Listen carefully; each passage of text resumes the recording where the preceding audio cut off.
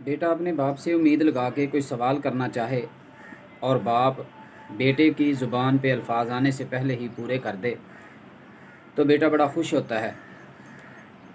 کسی بھی افسر کے سامنے پیش ہوتے ہوئے، عدالت میں جج کے سامنے پیش ہوتے ہوئے انسان کے دل میں خواہشات ہوتی ہیں کہ فیصلہ میرے حق میں آئے۔ عدالت میں پیش ہوا، جج نے فیصلہ اس کی مرضی کا سنا دیا تو انسان بڑا ہی خوش ہوتا ہے کہ میری خواہش پوری ہو گئی۔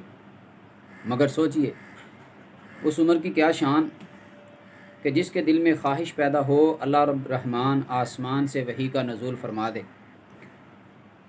حضرت عمر رضی اللہ تعالی عنہ کے دل میں خواہش پیدا ہوئی کہ مسلمانوں کی خواتین کو پردہ کروایا جائے۔ اللہ رب کائنات نے آسمان سے آیات نازل فرما دیں، اے میرے نبی اپنی بیویوں، بیٹیوں اور مومن لوگوں کی بیویوں اور بیٹیوں سے کہیے کہ پردہ کریں۔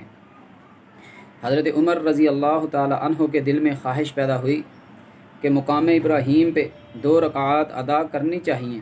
اللہ رب کائنات نے آسمان سے حضرت جبریل کو بھگایا کہ جائیے اور میرے نبی کو حکم دیجئے کہ ہر مومن مسلمان طواف کرنے کے بعد مقام ابراہیم پہ 2 رکعات ادا کرے۔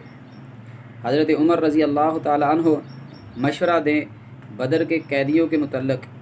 اللہ رب کائنات آسمان سے وحی نازل فرما دیں، اے میرے پاک پیغمبر جو مشورہ عمر نے دیا وہی مشورہ اللہ کو پسند آیا۔ عمر تیری عظمت کے کیا کہنے۔